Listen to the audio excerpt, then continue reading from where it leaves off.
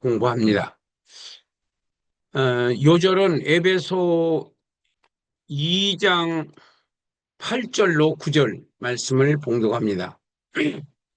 너희는 그 은혜에 의하여 믿음으로 말미암아 구원을 얻었나니 구원을 받았나니 이것은 너희에게서 난 것이 아니요 하나님의 선물이라. 행위에서 난 것이 아니니 이는 누구든지 자랑하지 못하게 함이라. 너희는 그 은혜에 의하여 믿음으로 말미암아 구원을 받았으니 이것은 너희에게서 난 것이 아니요 하나님의 선물이라. 행위에서 난 것이 아니니 이는 누구든지 자랑하지 못하게 함이라. 이생의 자랑을 사람들은 굉장히 좋아합니다. 자기를 자랑하는 것을 어, 아주 뭐라 그럴까요? 지나칠 정도로 자기를 자랑하지 않으면은 몸살이 나는, 그리고 또뭐 시험에 들고 그거를 인정해 주지 않으면은 그러는 것이 사람에게 본능적으로 있습니다. 너나 할 것 없이 다 있어요. 없는 사람 없어요. 근데 그 중에서도 이제 심한 사람이 있고 좀 덜한 사람이 있을 뿐이지, 육신의 정욕, 안목의 정욕, 이생의 자랑이라고 하는 이 죄의 3대 요소를 다 본능적으로 가지고 있다. 에베소서는 49번째 성경이 되겠습니다. 그리고 교회란 무엇인가가 이제 전체 주제고, 본문은 6장 24절까지고, 그리고 그 서신서는 두 가지 관점에서 보라고 했어요. 서신서는. 그리고 그 예언서, 구약의 예언서는 심판과 회복이라고 하는 두 가지 관점에서 봐야 된다고 그랬고, 그 중에서 바울서신은 교리와 윤리로 보라 그랬어요. 여기서도 4장 16절까지는 교리고, 4장 17절부터 6장 24절까지는 윤리예요. 그러니까 주제가 이제 새 사람을 입으라. 새 사람이 된 후에는 어, 인성을 바꿔 나가야 되는, 인성을 바꿔 나가야 되고, 가정 생활도 바꿔 나가야 되고, 그리고 생활도 영적 군사의 삶으로 살아야 된다. 그 영적 군사의 삶이 뭐냐라고 하는 거에 대해서 이제 후미에 가서 설명을 드리도록 하겠습니다. 먼저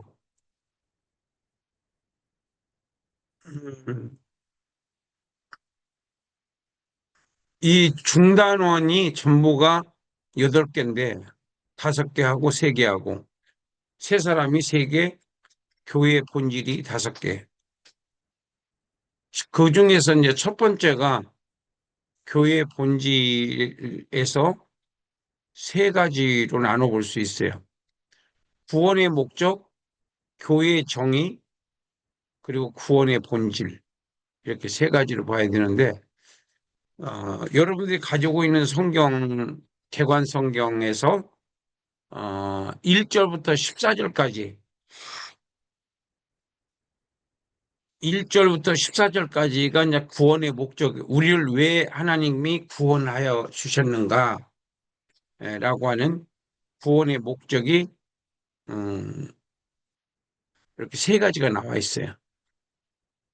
첫 번째는 1절부터 6절까지 하나님의 은혜를 찬송하게 하기 위해서, 주님의 은혜를 찬송하게 하려고 우리를 구원하셨다. 그러니까 어디 가서든지, 직장에든지 사회생활을 하든지, 예수 믿는 사람들은 참 좋은 사람이다. 이런 평가를 받아야 된다는 거죠. 그게 하나님께 찬송이 되는 거예요.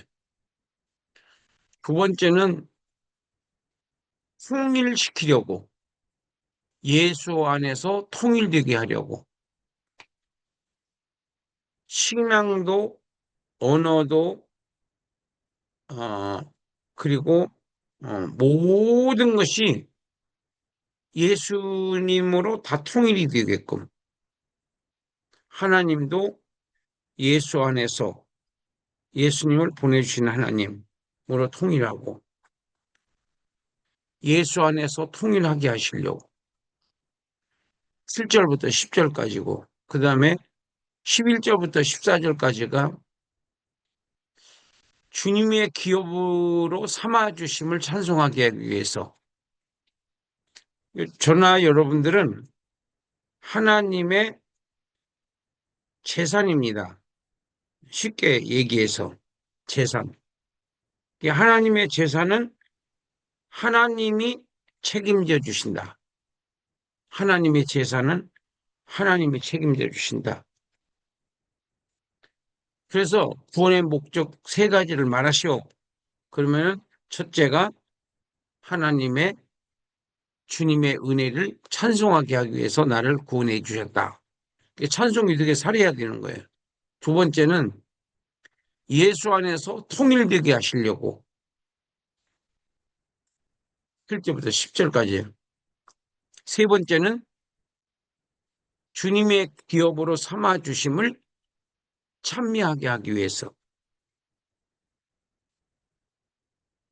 그래서 성령으로 우리가 그 인침을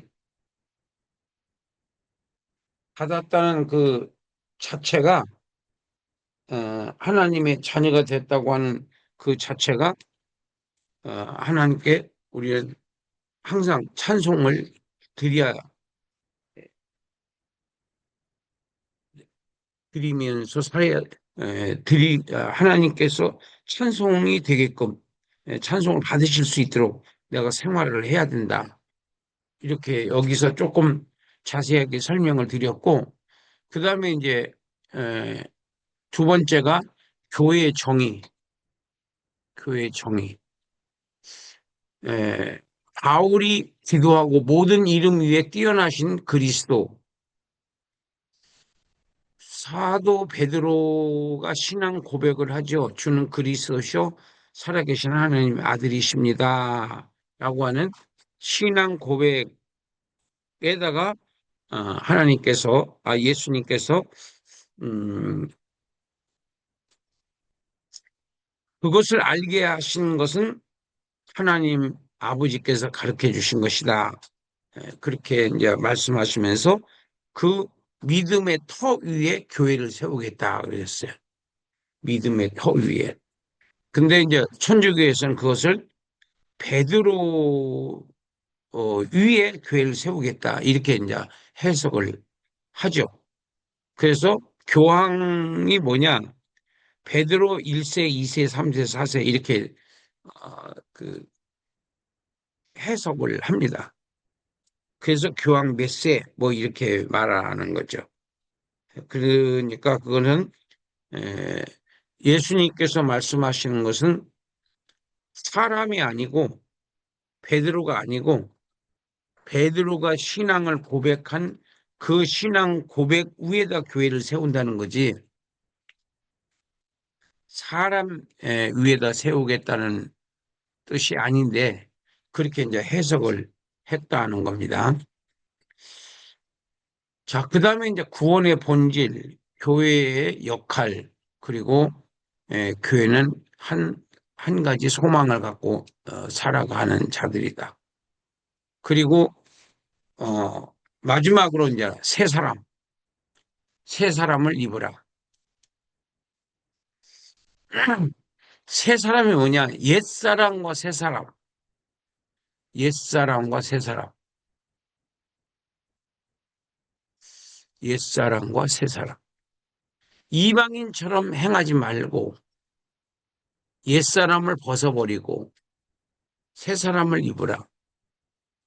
여기서 옛사람은 믿지 않았을 때에 생각하던 거, 마음 씀씀이 말하는 거, 행동하는 거, 이것을 벗어버리라는 거예요. 그리고 새 사람, 이 새 사람은 거듭난 하나님의 자녀답게 생활하라는 겁니다. 새 생활의 법칙, 거짓을 버리고 분을 품지 말고 도둑질하지 말고 남의 거를 내 것처럼 갖다 사용하면 안 된다. 더러운 말을 내지 말라. 그리고 성령을 근심하게 하지 말아라. 서로 친절하며 서로 용서하라. 예수님을 본받는 자가 되라. 빛 가운데 행하라. 죄를 짓지 말라. 속이는 자들을 멀리하라. 거짓말하는 사람들. 빛의 자녀답게 살아. 주를 기쁘게 하는 일을 하고 빛으로 말미암아 드러난다. 빛, 착한 일, 지혜 있는 자가 되라. 지혜 있는 자가 누구냐 하면은 시간을 아껴야 돼, 시간을. 그리고 성령 충만을 받아야 돼. 쓸데없는 데에 시간을 쓰니까 바쁜 거예요. 바쁘면 안 돼요, 우리가.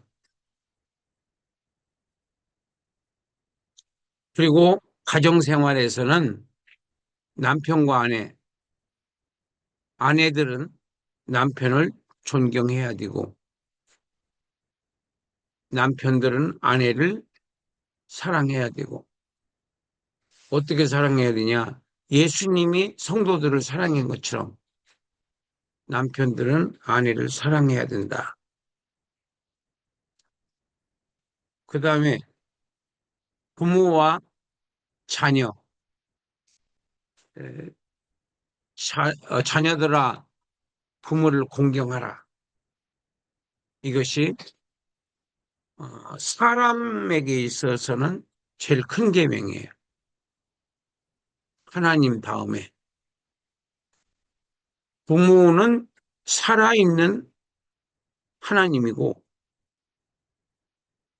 진짜 하나님은 어, 보이지 않는 하나님이야. 그 보이는 하나님한테 잘 해야 보이지 않는 하나님을 믿는 것이다. 종과 상전, 갑질하지 말라. 군사의 삶, 이것을 영적 전쟁이라고 여러분들 이해를 하면은 좀 빠릅니다. 영적 전쟁. 생활이 영적 전쟁이라고 그랬잖아요. 이것을 오늘 좀 확대해서 보도록 하겠습니다.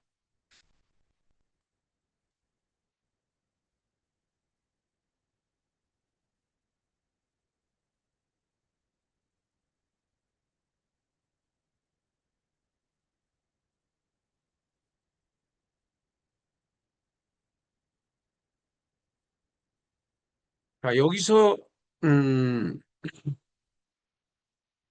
하나님의 전신갑주라고 이렇게 나왔는데 이게 성도를 군인으로 생각하고 여러분들이 이제 들으시면 이해가 빠릅니다. 성도가 마귀의 유혹과 공격에 굴하지 말고 이기기 위해서는 무장을 해야 한다. 성도의 무장은 신적인 것이다. 하나님의 전신갑주를 입으라고 했다. 바울은 무기를 공격용과 방어용으로 나누어 상세히 설명했다.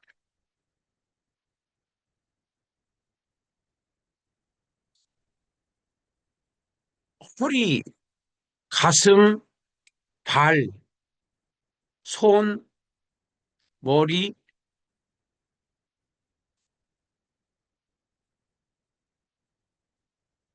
머리, 손, 그리고 이제 신앙생활의 조건에 대해서 이제 설명을 하겠습니다. 이것이 우리가 그 육신 육신적인 것을 눈에 보이는 육신적인 것을 신앙의 관점에서 신앙의 관점에서 어, 설명을 하는 겁니다. 먼저 첫째가 이제 허리인데 진리의 허리띠를 띠고 이 14절에 나옵니다. 진리의 허리띠. 주님의 말씀을 중심 삼아 요동치 말아야 된다. 여러분들이 성령 충만을 받는데 첫 번째 조건이 뭐냐면은 약속을 믿으라는 거예요. 약속을 믿으라. 사도행전에서 성령 충만을 받는 조건 첫 번째가 예수님의 약속을 믿어라. 아버지께서 예수님을 통해서 약속한 것을 믿으라. 그것이 성령 충만을 받는데 첫 번째 조건이 되겠습니다. 그 주의 말씀을 중심 삼아 흔들리지 마라. 이랬다 저랬다 하지 마라. 금방 또 간이라도 빼줄 것 같이 그러다가 또 금방 또 삐쳐가지고서나 또 어, 잔머리 돌리고 이런 식으로 인생을 그렇게 살면은 에, 안 된다. 그러니까 이 진리를 허리띠를 띠라고 하는 것은 요동치 말라는 거예요. 흔들리지 말라. 왔다 갔다 하지 말라. 진리는 우리의 허리의 힘이 된다. 무장에 있어서 모든 것들 위에 졸라매는 것이므로 먼저 언급되어 있다. 저도 이제 강의할 때는 그 허리띠를 이렇게 넓은 것을 띱니다. 왜 그러냐면 그래야 힘이 나요. 그러니까 그 할 때하고 안 할 때하고 음성이 더 강하게 나가는 것을 볼 수 있어요. 그래서 허리가 굉장히 중요합니다. 허리가 약하면은 에, 뭐 축구할 때도 허리가 약하면 언제든지 뚫리잖아요. 그 그래서 골을 먹는 거잖아요. 그래서 그 이 싸움에서도 허리가 유연해야 어, 씨름할 때도 강호동 그 선수가 이기는 게 허리가 굉장히 유연하다고 그러잖아요. 그래서 어, 진리 말씀은 바로 이제 무장을 하는 데 있어서 딱 말씀으로 졸라매고 말씀을 꼭 붙잡아야 돼요. 기도할 때 말씀을 붙잡고 기도를 해야 예, 힘이 생긴다는 거지. 그 말씀이 없는 상태에서 기도를 하면은 뻥뻥 나가 떨어지거든요. 예. 왜냐하면 응답이 금방 될 때도 있지만은 어떨 때는 몇 날, 며칠, 몇 달, 몇 년이 걸릴 수도 있어요. 근데 그걸 요동하지, 흔들리지 않고 지속적으로 하나님께 매달려 기도를 하면은 결국은 응답을 받는다. 두 번째는 가슴. 의의 호심경을 붙이고 사탄의 불의한 미혹으로부터 보호를 받음.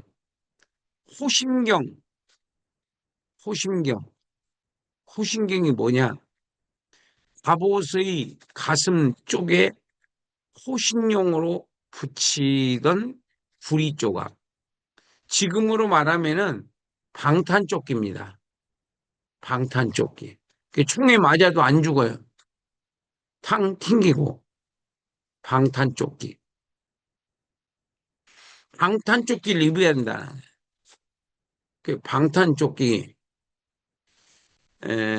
생명을 유지하기 가장 필요한 곳을 보호하는 것으로 특히 심장을 보호해 준다.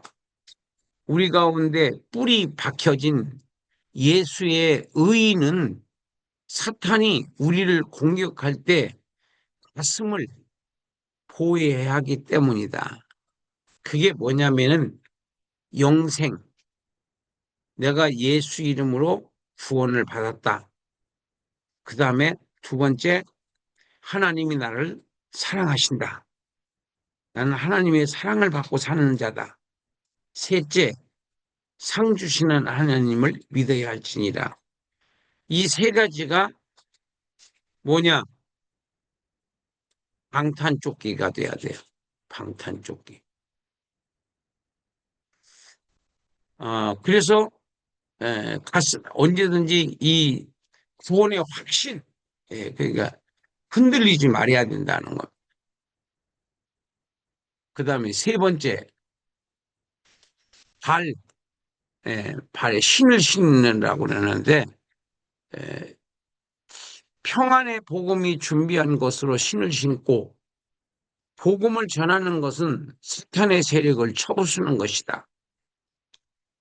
내가 여러분들한테 말씀을 가르치는 것은 여러분들도 이 말씀을 배워서 다른 사람한테 말씀을 가르치라고, 그리고 자기도 지키고 또 다른 이웃을 또 구원하는, 그렇게 이제 사용하라고 가르치는 것이다.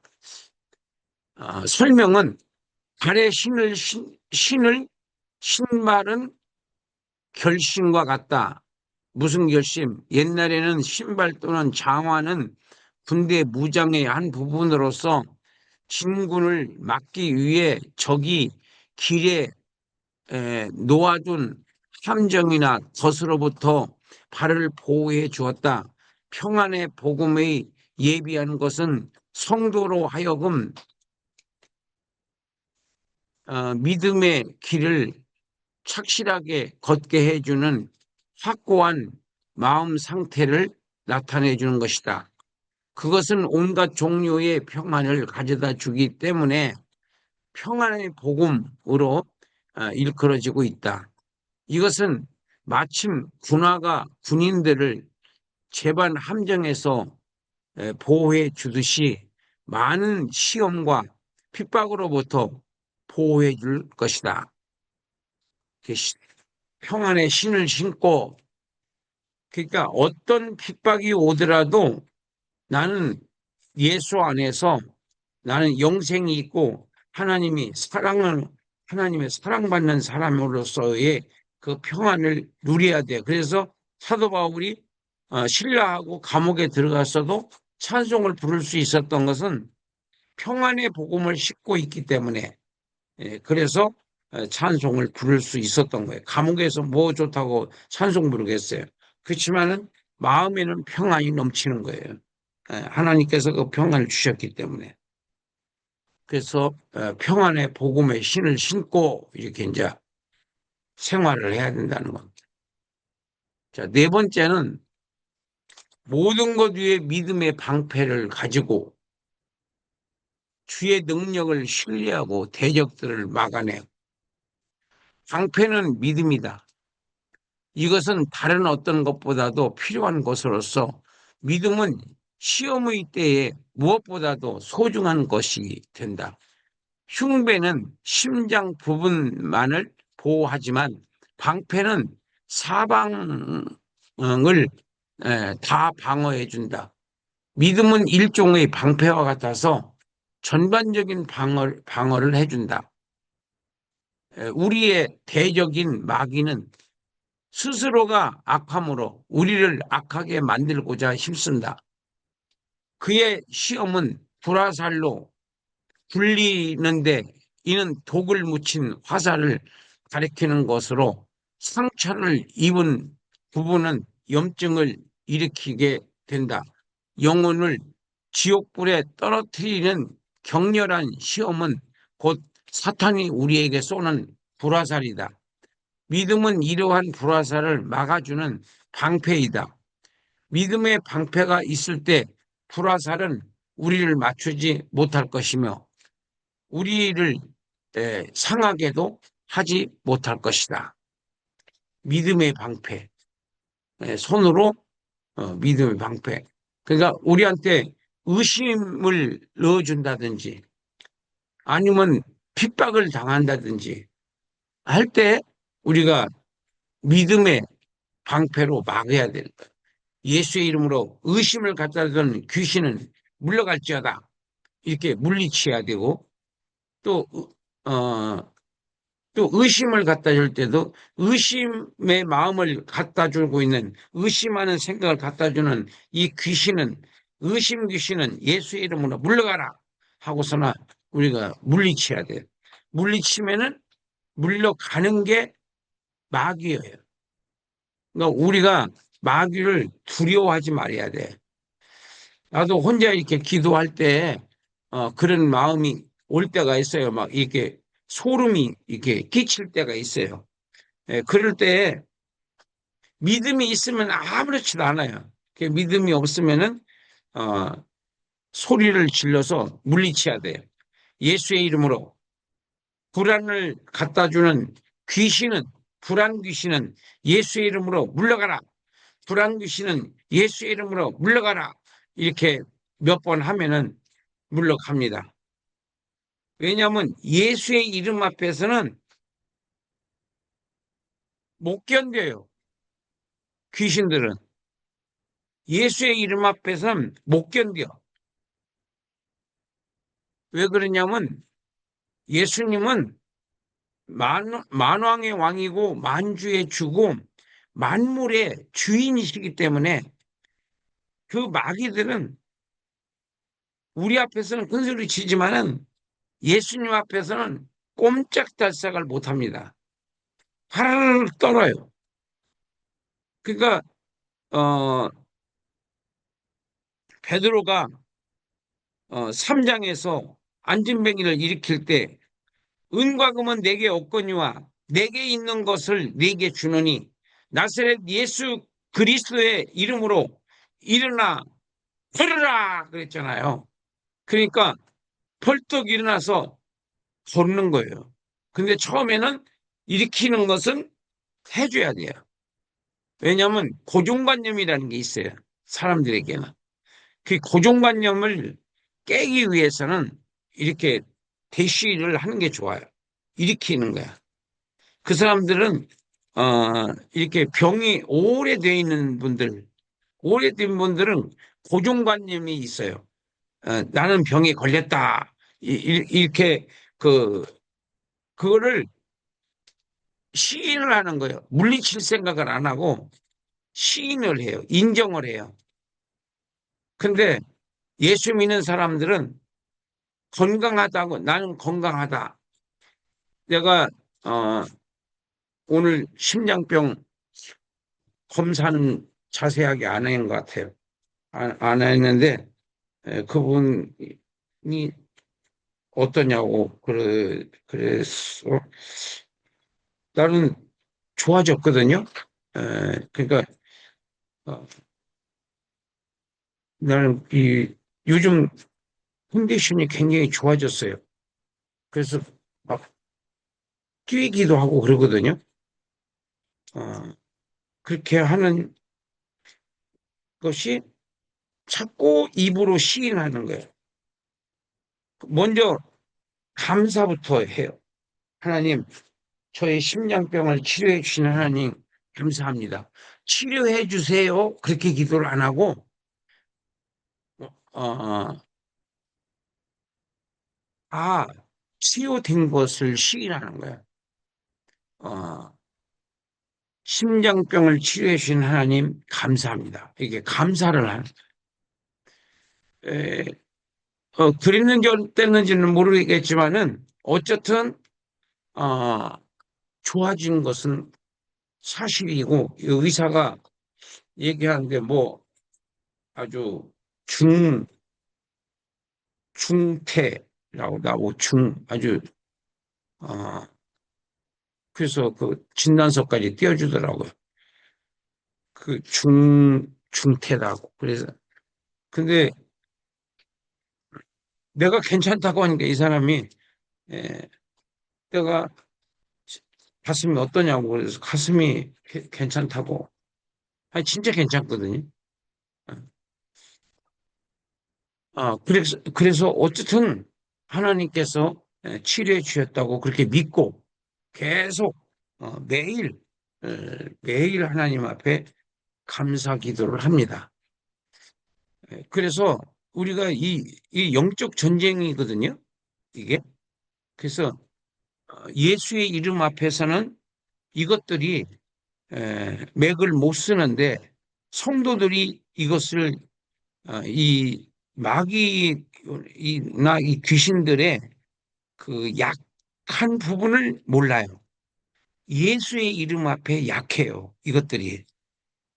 사람 앞에서는 큰 소리 빵빵 치지만은 예수의 이름 앞에서는 꼼짝달싹을 못하는 별 볼 일 없는 존재들이다. 그것을 우리가 믿으셔야 돼요. 네 믿음대로 될지어다. 네 믿음대로 될지어다. 네 믿음대로 될지어다. 네 믿음대로 될지어다.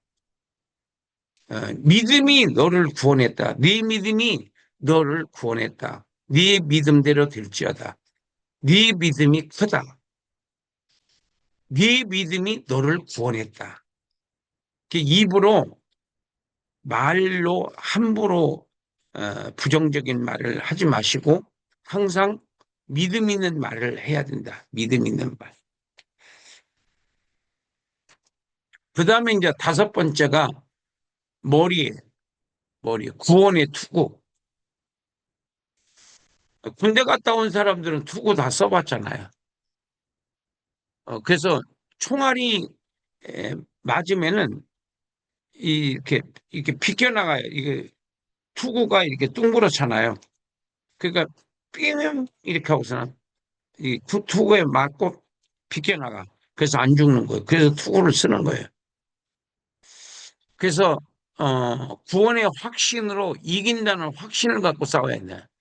그러니까 싸울 때 이긴다는 확신을 갖고 싸워야지 이길란지 질란지 모르겠다고 이렇게 생각하면 안 되는 거죠. 그건 싸움이 지는 거죠. 사탄은 우리를 죄를 범하게 하여 절망 가운데 떨어지게 하려고 노력한다. 면류관 소망은 우리로 죄를 멀리하게 하며 성령을 의지하도록 하여 승리하게 한다. 사탄은 우리를 죄를 범하게 해서 절망 가운데 떨어지게 하려고 아주 노력을 합니다. 어떻게든지 죄를 짓게 만들기 위해서 온갖 짓을 다 해요. 그러니까 우리가 성경을 배우면은 이 마귀가 이런 존재구나. 내가 죄를 이렇게 지으려고 할 때, 이 마귀가 지금 나를 유혹하고 있구나. 아, 이 마귀가 나한테 이렇게 죄를 짓게 해서 하나님과 멀어지게 하려고 그러는구나. 그래서 나를 축복을 못 받게 하려고 이러는구나. 이 저주받은 귀신아, 예수의 이름으로 물러갈지어다. 이렇게 그 마귀의 정체성을 이렇게 성경 공부를 통해서 이렇게 공부를 하고, 그 다음에 생활 가운데서 이걸 써먹어야 돼요. 실질적으로. 네. 그래서 찬송을 부르는 게 좋잖아요. 하나님 찬송하는 거니까. 하나님이 좋아하시잖아요.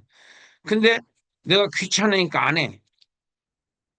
또 성경 읽는 것도, 또 안 해. 기도하는 것도 안 해. 그 안 하고 싶은 마음을 주는 게 귀신이야. 귀신이 하나님이 좋아하는 것은 못하게 하고, 하나님이 싫어하는 것은 자꾸 하도록 이렇게 자꾸 부추겨요. 죄 짓는 일, 남을 흉보는 일, 그리고 또 잔머리 돌려서 또 자기가 이제 어떻게 좀 인정받으려고 하는 거, 이런 것들은 다 마귀의 속삭임에 넘어가서 그러는 거예요. 항상 우리는 정직하고, 사람에게나 하나님에게나 인정을 받아야 돼요. 잘한다. 이렇게 인정을 받아야지 하나님께 영광이 돌아가는 거예요. 그 다음에 여섯 번째는 손에 든 검이에요, 검. 성령의 검. 보통 내가 성령의 검이 뭡니까? 이렇게 물어보면은, 에, 목사님들이 한결같이 성경 말씀입니다. 그래요. 그러면 성경을 자동차 앞에다 한 권 놓고 자동차 뒤에다 한 권 놓으면은 사고가 안 날까요? 성령이 검이니까? 그거는 잘못된 생각이에요.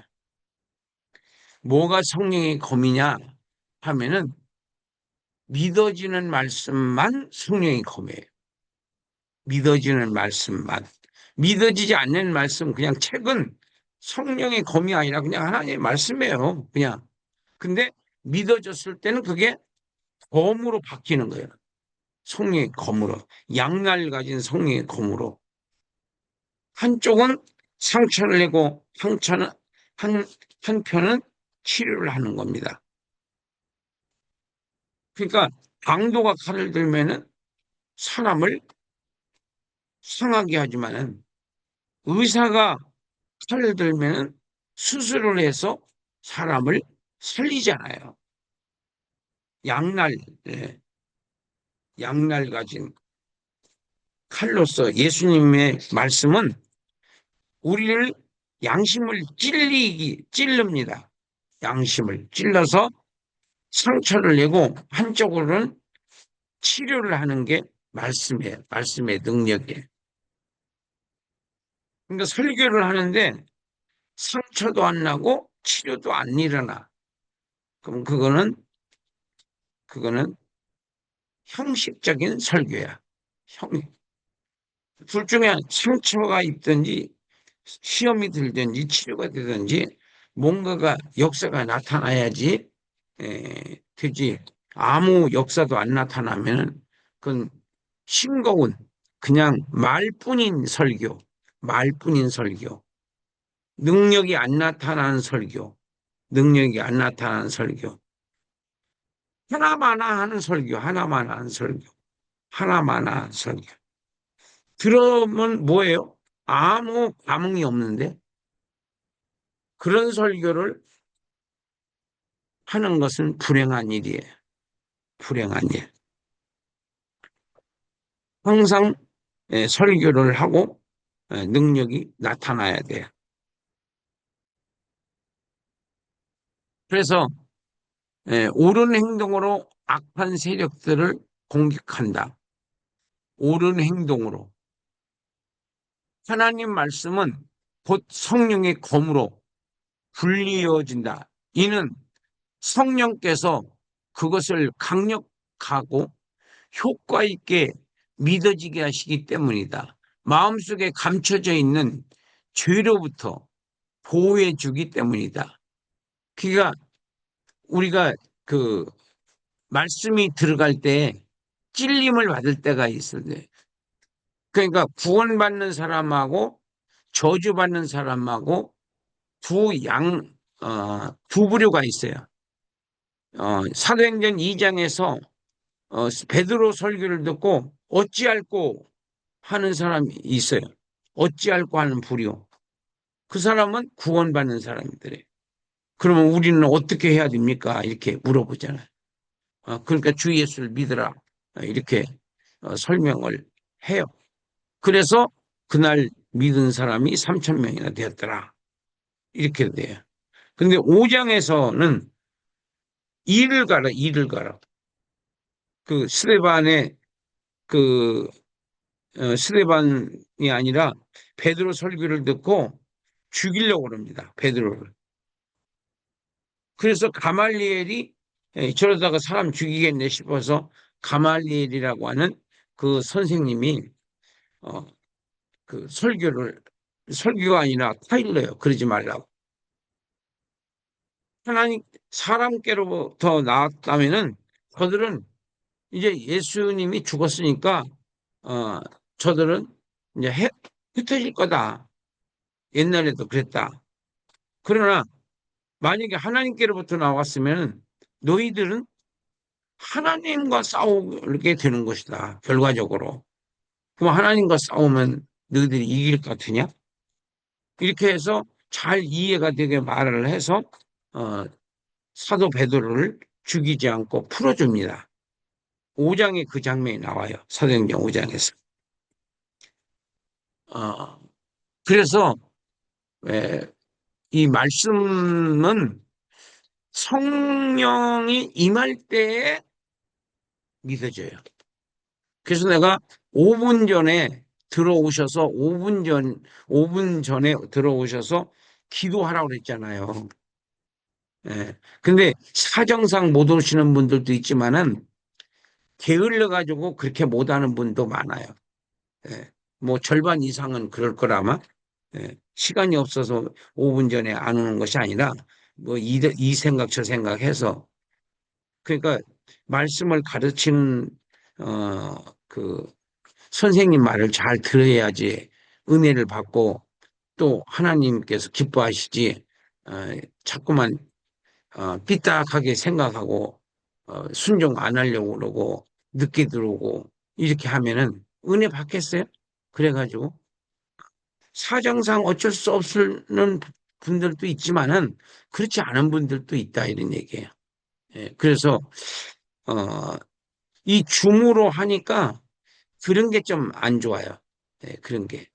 여기서 오프라인 상태에서는 그 시간 내로 딱딱 다 들어오잖아요. 들어와서 시작을 같이 하도록 그렇게 되는데 이 온라인 상태에서 하니까 이제 그런 부분이 약점이 있기는 하지만은 뭐 솔직히 하나님과의 관계니까 내가 타치할 일은 아니고 하나님께서 뭐 다 각자에게 이제 은혜 주시는 바가 좀 차이가 있겠죠, 아무래도.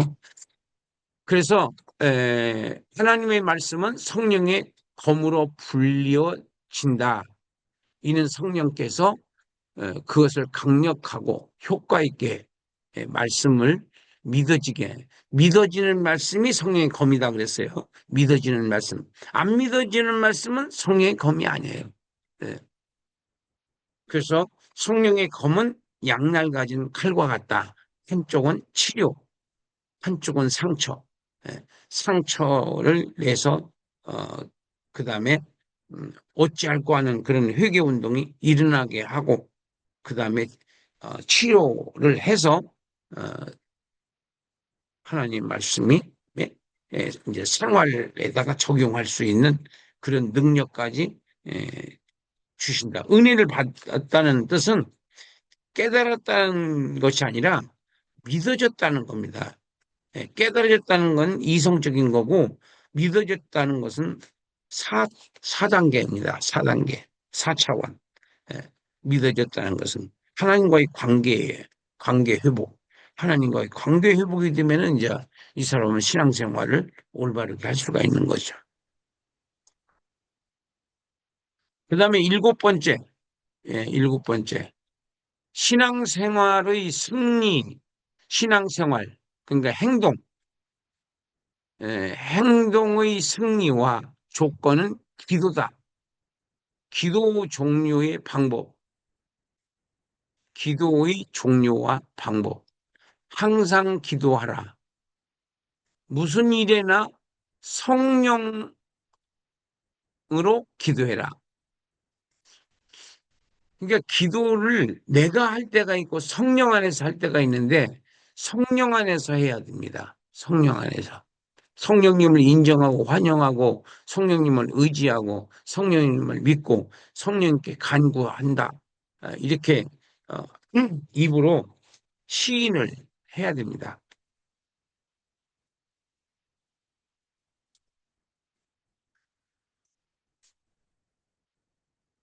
무슨 일에나 성령으로 기도해라. 성령으로 기도해라. 참 성령으로 기도한다는 게 중요합니다. 저도 기도해 보면서 내가 경험하는 것은 성령으로 기도할 때는 안 힘들어요. 기도가. 근데 내가 하려면 힘들어요. 필요한 것을 계속 기도해라. 한 번만 하고 끝내지 말고. 흩어져 사는 성도들을 위해서 열심으로 기도하라. 도구라고 그러지, 도구. 어, 서로 기도해 주는 것. 여러분들 이름을, 기도할 때마다 여러분들의 이름을 부르면서 기도합니다. 저도요. 그래서 그런 기도를 우리가 도구라고 그래, 도구. 대신 기도해 주는 거예요. 여러분들이 해야 할 기도를 내가 하는 거예요. 여러분들도 저를 위해서 기도하겠지만은 저도 여러분들을 위해서 기도해요. 이름을 불러가면서.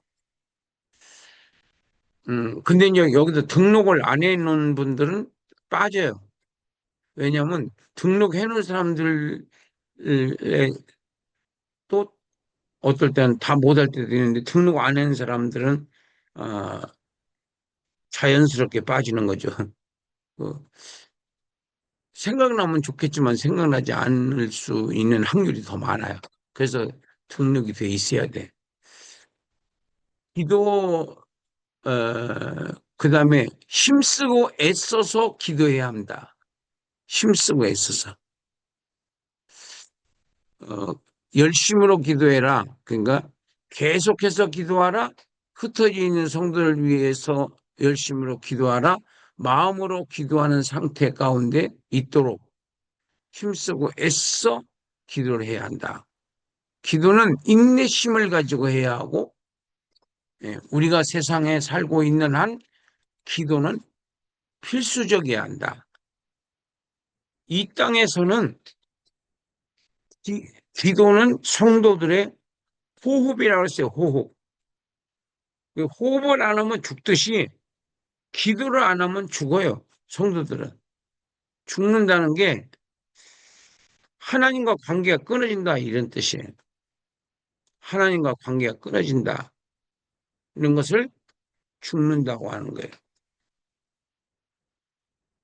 예수 안 믿는 사람들은 하나님과 관계가 끊어져 있잖아요. 죽은 사람들이야. 예수 안 믿는 사람들은.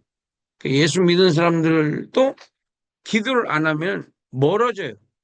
하나님과 멀어져. 하나님과 멀어지면 누가 가까워져? 마귀가 가까워지죠. 예, 마귀와 가까워지지 않고 하나님과 가까워지려면 내가 기도해야 돼요. 쉬지 말고 기도하라. 자, 이렇게 해서, 그리고 여기는 이제 에베소라고 하는 데가 여기 있어요. 여기. 밀레도 옆에. 여기가 그레데 섬이고, 여기가 아덴 그리스 수도고, 그리고 여기가 예루살렘이에요. 여기 안디옥, 이고니온, 구보로, 가이사랴가 여기가 예수님 어, 후에 여기가 수도예요, 수도.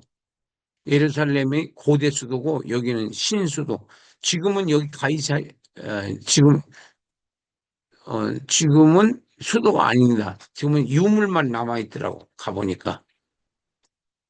그리고 여기가 이집트고 라오디게아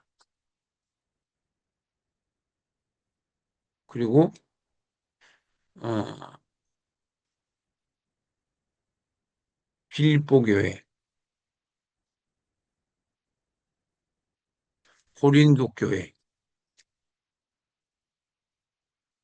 이렇게 이제 지도를 한번 봤고, 그 다음에 결론.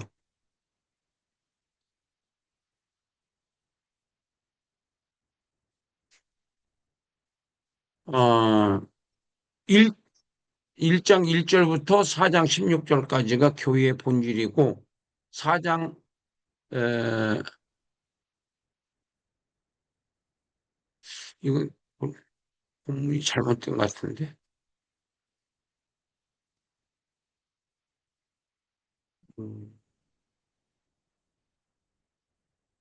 16절까지, 16절까지. 그리고 여기가,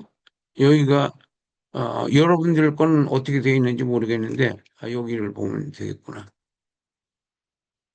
에, 이게 맞습니다, 이게. 이게 맞아요. 17절부터 6장 24절까지, 여긴 4장 16절까지. 이렇게, 이 본문이 맞습니다. 이 본문이 틀려. 이 본문이 틀린 거예요. 그러니까 위 거는 맞아요. 1번이 맞고 2번이 틀린 거예요. 2번. 자, 수정하세요. 그 다음에 해석 봅니다. 예수와 교회와 성도와의 관계. 예수는 교회의 머리, 교회는 예수님의 몸, 성도는 그리스도의 지체들. 그래서 이제 성도들을 교회에서 지체들이라고 하는 음, 그런 목회자들이 있어요. 그거 성경적인 겁니다. 그거 지체들. 여러분들이 성도들을 여러분들이 지체들이라 하나님의 지체들, 하나님의 수족이다 이게 전부. 너나 알 것 없이. 그래서 예수님은 교회의 머리이시고, 교회는 예수님의 몸이시고, 성도는 그리스도의 지체들이다. 이렇게 정의를 내리시면 되겠어요. 예수와의 관계를 이간시키는 마귀의 대적을 위해 전신갑주를 입어라. 전신갑주.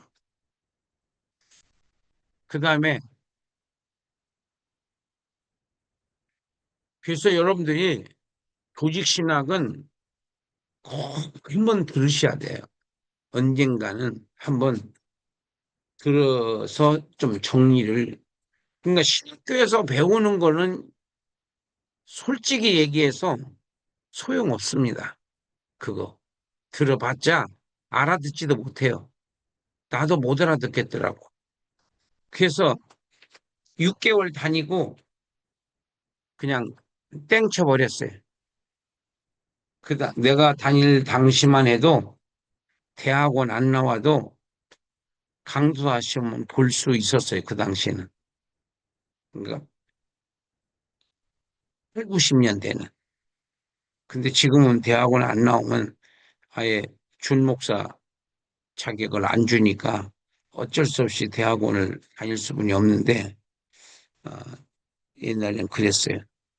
그래서 그 조직신학 박형룡 목사님 거를 그 당시에 다 배웠는데 못 알아들어요. 못 알아들어. 무슨 말인지. 주석을 또 하나, 그게 주석인데 그 주석을 위해서 또 한 주석이 있어야 알아들을 정도로 그렇게 어렵게 써놓으셔가지고, 예, 그 당시에 학생들은 못 알아들어요. 읽어줘요, 읽어줘. 그 교수님도 그냥 읽어줘요. 자기의 이게 소화를 시켜서 말해주는 것이 아니라 그냥 읽어주는 거예요. 그러니까 그게 무슨 생동감이 있겠어, 뭐 하겠어요. 그래서 그 옛날에 신학교에서 다 배웠다고 그러지만 그건 쓸데없는 소리고 그건 거짓말이고. 에, 배우긴 배웠죠. 근데 뭐 지금 기억나는 거 있어요? 솔직히 얘기해서 없잖아요. 지금 새로 정리된 평신도를 위한 조직신앙, 이것은 반드시 들으셔야 돼요. 의무적으로, 필수적으로 한번 들으셔야 된다고 생각합니다. 그러니까 자기도 이해되지 않는 지식은 하나도 못 써먹습니다. 이해가 돼야 돼요, 자기가. 자, 그 다음에 구속사적으로 봤을 때는 예수님은 교회의 머리고 교회는 예수님의 몸이시다. 교회는 성도들을 말하는 거예요. 여기서 말하는 교회, 에클레시아, 교회, 믿는 자들의 모임. 그건 예수 믿는 사람들의 모임은 그 모임 자체가 교회고 그 모임 자체가 예수님의 몸이시다. 이런 뜻이에요. 예수님 중심으로 모든 것을 통일시켜 하나님을 찬양케 하셨다. 하나님의 계획이에요. 예수님은 성령으로 세계 교회를 세우셨고, 예수님은 성령으로 세계 교회를 세우셨고, 이를 보호하고 인도하고 계신다. 예수님이 가시는 것이 너희에게 유익이라 그렇게 말씀하셨어요. 예수님이 안 올라가시면 성령님이 안 오시기 때문에 세계복음화를 이루기 위해서는 예수님하고 성령님하고 바톤 타치를 하고 예수님은 올, 아, 아버지 우편에 앉아 계시고 올라가셔서 그다음에 성령님은 이 땅에 내려오셔서 세계 열방을 그러니까 예수님이 계실 때는 예수님은 유대인만의 하나님에서 전 세계 하나님으로 성령님께서 그렇게 이제 퍼지게 하신 거예요. 그건 성령님이 하신 거예요. 성령 하나님께서 전 세계 하나님으로 확장시키신 이것은 하나님의 계획, 초기 선민, 육적 선민, 영적 선민으로 이렇게 확장해 나가는 거예요. 그러니까 여러분이 창세기 1장부터 10장까지는 인류 역사 속에서 선민 역사를 기록을 하는 거예요. 인류 역사 속에서. 근데 12장부터는 인류 역사 속에서 한 민족의 역사로 이, 어, 뭐라 그럴까? 그, 비디오? 카메라. 카메라를, 어, 인류에서 민족으로 바뀌어지는 장면이 바로 창세기 12장에서, 아브라함으로 바뀌는 거예요. 셈, 함, 야벳 할 때는 전 인류를 대상으로 한 거고, 아브라함은 거긴 축소시켜서 한 민족이 어떻게 태동되고, 어떻게 나라를 세우고, 그 나라가 어떻게 멸망하고, 그 멸망한 나라에서 그리스도가 탄생하게 하시고, 그리고 그 그리스도가 대속 제물로 죽으시고 부활하시고, 승천하심으로 바로 성령 하나님께서 강림하셔서 그 예수님이 만들어 놓으신 복음을 전 세계에 퍼지게 해서 전 인류가 구원받게 하는 이 하나님의 프로젝트, 하나님의 구속 계획을 우리가 알 수가 있습니다. 자, 그 다음에 교훈. 성도는 예수님의 지체들이다. 그 성도들을 괴롭히면은 예수님을 괴롭히는 거나 똑같아요.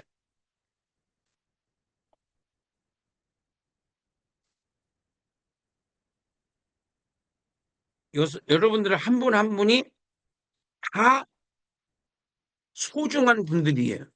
왜? 예수님의 지체들이니까. 그러니까 여러분들을 건들면은 예수님의 지체를, 예수님의 신체 중 하나를 건드는 거나 마찬가지예요. 나를 괴롭히면은 예수님을 괴롭히는 거나 같다, 이런 뜻이에요. 그러니까 우리가 서로 사랑해야 되고, 서로 진심으로, 진정성을 가지고 서로 교제를 해야 돼요. 그, 인간적인 잔머리로 교제를 하려고 하면은 성령님께서 그걸 용납하지 않으세요. 성령님께서 제일 싫어하는 게 그 성령의 인도를 받는 것이 아니라 귀신의 이용당하는 생활을 하면은 그 망하는 거죠, 결과적으로는. 그러니까 일을 해놓고도 칭찬을 못 들어. 정직하지 않으면 끝까지 정직해야 돼. 예수 믿는 사람들. 그래서 가지가 포도나무에 붙어 있지 않으면은 열매를 맺을 수 없듯이 성도는 주님 안에 거할 때만 성령의 열매를 맺을 수 있다. 이 말의 뜻은 주님 안에, 이 말은 말씀을 생활해서 적용을 해야 된다. 행동해야 된다. 말씀을 생활해서 적용을 하는 것이 성령의 열매다. 가지가 포도나무에 붙어 있지 아니하면 붙어 있어야 열매를 맺을 수. 붙어 있지 않으면은 말라 비틀어져 가지고 사람들이 갖다 버린다. 아니면 불쏘시개까. 지금 뭐 나무를 뗄 일이 없으니까 버리죠, 그냥. 버림받은 성도들이 많습니다. 그래서 예수님 말씀에 붙으셔야 돼. 우리가 생활 가운데서 항상 말씀대로 살려고 노력을 해야 돼요. 그냥 되는 건 아무것도 없습니다, 여러분들. 내가 노력을 하고, 내가 희생을 하고, 내가 헌신을 하고, 내가 봉사를 순수하게 했을 때, 바로 하나님께로부터 은혜가 임하신, 은혜가. 은혜가 돼야지 서로 교제가, 믿음이 성숙한 교제가 이루어질 수 있어요. 자, 오늘은 영적 전쟁, 가지가 나무에 붙어 있어야 열매를 맺을 수 있다. 그리고 주님 안에 거할 때만이 성령의 열매를 맺을 수 있다. 그러니까 내가 생활에서 이 말씀대로 사는 것은 내 힘이 아니라 성령의 능력이다. 성령의 능력을 힘입어서 내가 생활에서 말씀을 실천할 수 있도록 몸부림치며, 그래서 기도하지 않으면 안 된다는 거죠. 그냥 내가 그렇게 살려고 해서 사라지는 게 아니거든요. 안 돼요, 안 돼, 안 돼. 절대로 안 됩니다. 그냥은요. 기도를 해야지, 영역이 받쳐줘야지 내가 말씀에 순종할 수 있지. 내가 의지로 말씀대로 산다? 노. 절대로 안 됩니다. 저는 안 된다는 것을 대못을 박았다고 했어요. 내 힘으로는 주님의 뜻대로 못 산다. 성령이 임해야 내가 주님 뜻대로 살 수 있다. 이걸 딱 정리를 해 놓으면 좋습니다. 왜냐하면 시도를 안 해야. 아니, 되지도 않는 일 자꾸만 시도해가지고 시간만 낭비하면 뭐예요. 예. 그러니까 안 되는 일에 아예 치우고 이제 되는 방향으로 우리가 신앙생활 해야지. 실속이 있다.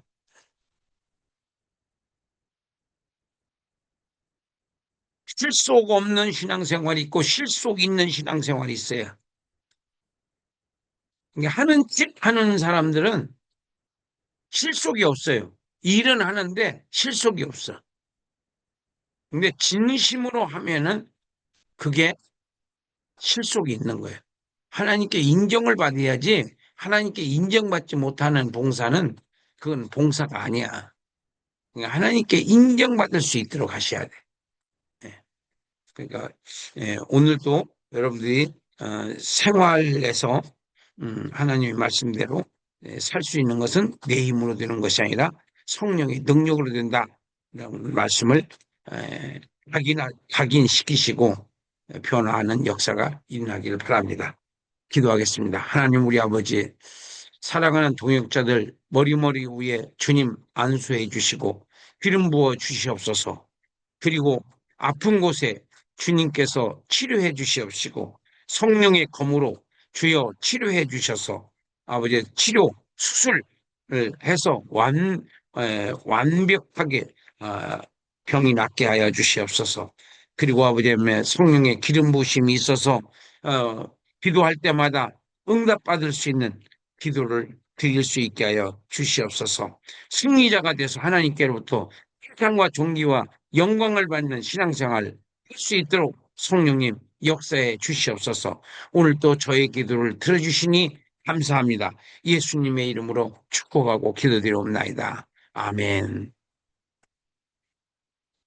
수고들 했습니다. 들으시느라고. 네. 네, 감사합니다. 너무 수고하셨습니다.